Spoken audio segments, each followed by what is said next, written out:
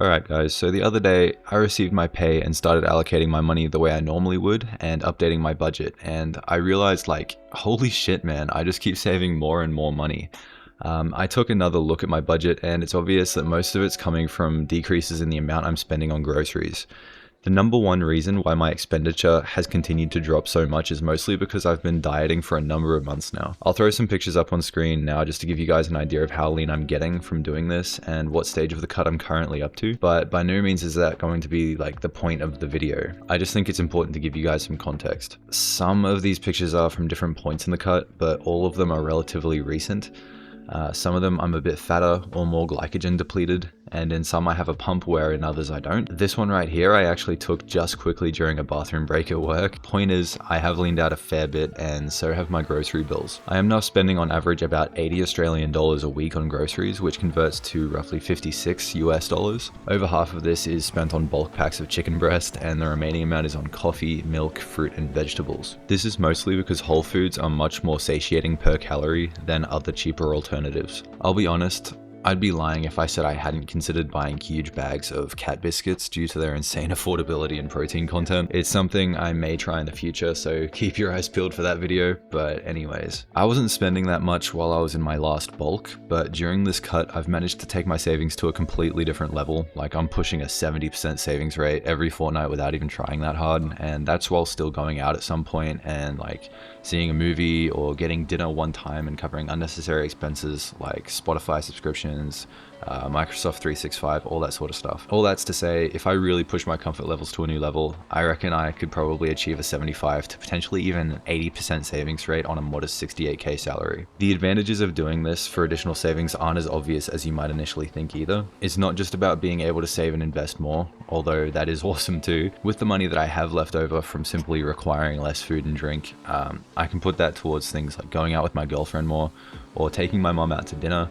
or lunch, or seeing a movie, or buying a video game, investing that money into myself and purchasing a book, even investing in camera equipment or editing software. There is so much I can do with that free money that has enormous value. But let me break that idea down a bit further for you. Having freed up that money, it gives me the funds to be able to just maintain my psychological comfort levels. When you are saving really aggressively, but your grocery bills are high by default because you're bulking or you're just at a higher body fat percentage, you're just a larger human being requiring more calories on a day-to-day basis, you don't have as much money to spend on things that are going to keep you psychologically vibrant, psychologically at peace, and able to continue long-term in a strict saving regimen. So it's actually really important to be able to have the money to buy something that's just going to bring you a bit of happiness or a bit of peace. Something like, not taking up an extra shift at work or at a second job or whatever to get more money because you're already saving a bunch more anyway. You've carved that money that you would have otherwise had to work for just out of your existing expenses. You can also put that money towards just things that are nice to do. Maybe you want to visit the zoo or spend a little extra money on fuel to go for a car trip, or just buy like a snack food or something, like anything that's going to give you that psychological reprieve or that psychological peace that's going to just give you the motivation or the energy to keep going, pursuing your goals, extracting more value out of your current salary, or educating yourself, spending more money on courses or whatever. It's just going to energize you in your ruthless pursuit of success and wealth creation and freedom. It's also really important to be able to invest a little bit of money into your relationships as well. As much as I rant and I rave about saving as much money as possible and investing as much money as possible and looking out for your future self, it is really, really important in this life to also live in the moment and still extract as much meaning and as much value out of the here and now as you possibly can, because all we really have at the end of the day are our memories, and I would not want to risk having something happen or having my life be cut short, just having my ability to live life cut short, and I wouldn't want to be in that position and not have a bunch of really awesome and wholesome memories. Like if I hadn't experienced life, if I hadn't invested in making memories, invested in making relationships and maintaining relationships and improving them Like, I think I would be really, really upset with myself, and I would seriously regret it if I were in a position where I was dying or I was about to die. That tells me, and it should probably tell you too, that relationships and experiences are worth investing in, even if they don't provide a monetary return. To me, and I would expect for you too, there are things that are more important than just money, and even security to an extent. Sometimes you have to take some risks, and you have to put money into things that aren't going to return any sort of profit to improve your experiences, to improve your relationships, and to ensure that you are living your life and not just postponing your life to a future end date that might not necessarily be specifically defined even. So I want anyone who watches this video to make sure that if they are going to cut things out of any area of their life with the goal of saving more money, either to invest or just for a house or whatever, that they don't sacrifice their life now for their life in the future too greatly, because all we have really is the present moment. The future's not promised. The past isn't really real. It's just a bunch of neurons firing together to recreate an experience we had at some point, supposedly. We don't really fucking know exactly. I'm risking going off on a whole philosophical and psychological tangent here. That's what my formal education is in, so forgive me if I lean that way sometimes, but you get my point. It's important to not just save everything, but it is important to save as much as you reasonably can while maintaining your present experience. Now, that all being said, it is not all sunshine when it comes to pursuing this way of saving money. It's not all sunshine and rainbows to simply go on a cut, save a bunch of money on food and drinks, and, you know, reap the reward. It's not quite that simple. There are a number of real disadvantages to this method that you should be aware of if you're considering it. So the first and foremost, disadvantage of this strategy is simply that you'll be hungry more often, especially when you're just getting used to it and you're just figuring out a strategy and a list of ways of remedying hunger in a calorie efficient manner. You're gonna be hungry. You're gonna be more hungry, especially the deeper into a deficit you go. You're gonna be more and more hungry more and more often. This is something that can be really challenging, especially when you're coming out of a bulk where you're used to not really feeling that way. Being able to always satiate not just the physical actual hunger, but also the psychological cravings, because you'll learn very quickly that you can be full and still have psychological cravings that feel a lot like hunger, and they'll try and convince you that you're hungry when you are not at all hungry. Like, you can feel that you're full, that you don't require more food right now, more energy intake, but your body is just so accustomed to food, and usually very highly palatable and satisfying foods to eat, like crunchy or salty or sweet foods. It's so used to it that, when you remove that, you're gonna really reach for it more often, or you're gonna feel like you need it more often. Now, there are some ways that you can combat this, some very, very good ways you can combat this. You can eat whole foods that are very satiating per calorie. Things like vegetables, fruits, things like oats are really good for satiety, although you can eat a lot of oats and overdo it on the calories because they are also quite calorie dense. But things like apples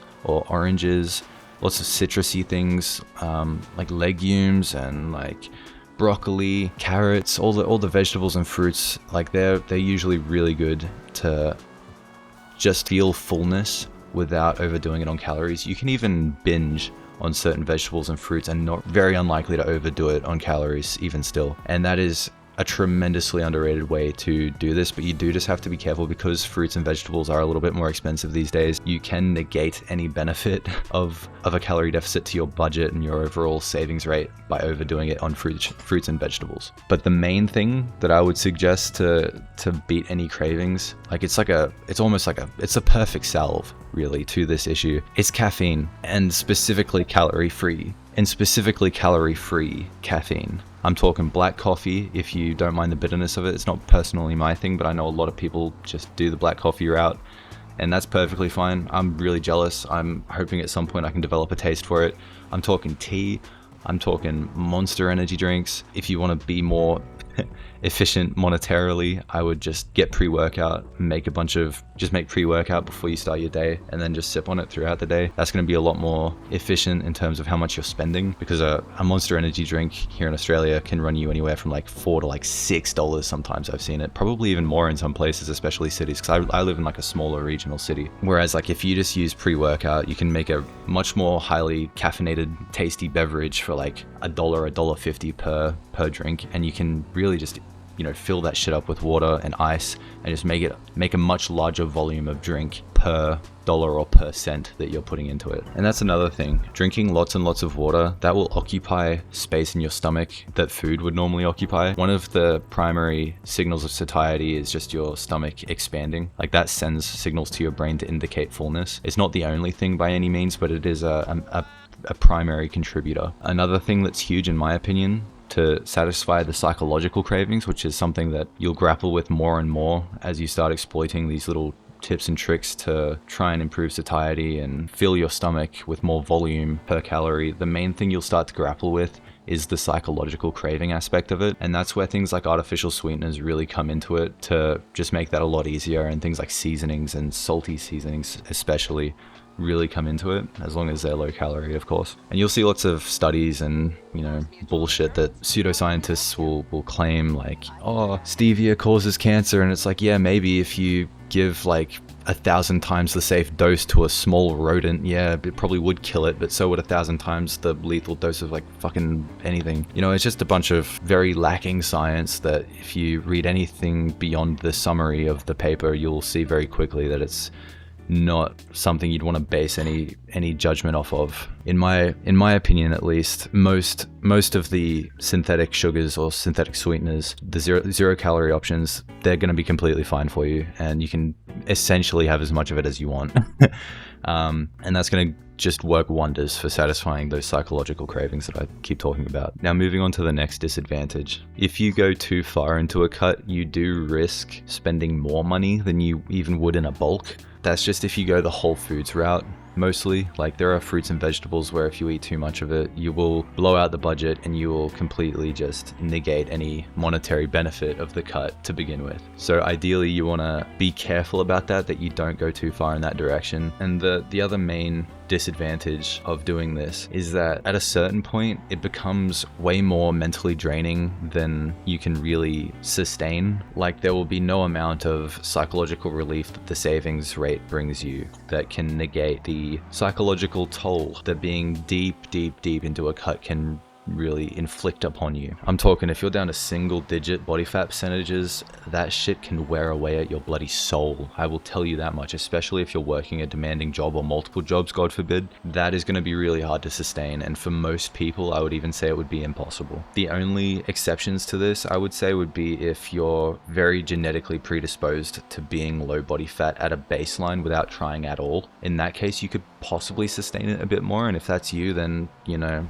more power to you. I'm jealous, but that's not going to be the vast majority of you. So it's a bit of a balancing game, and it's a lot about learning yourself and what you're like and what you can sustain. But that is definitely a disadvantage to keep in mind when you're doing this. And some people might say that like there's not really that big of a benefit even if you were to invest the amount that you're now saving. Like it's maybe, if I'm being honest, it's probably like a $100 difference at most between like far end of a cut and the far end of a bulk. So like the far extreme of either end. So if you're saving an extra $100 per fortnight, that's like $200 a month. That's a lot of money. And when that's compounded out over 20, 30 years, which can be realistic for you, but even just like 10 years, that's still going to equate to many thousands of dollars that you get to enjoy later on in life. And that's many thousands of dollars more that's going to give you more security and more peace of mind as well. And there's a wise old saying that says you can't put a price on peace of mind, and I think that's absolutely true. So anyway guys, I just wanted to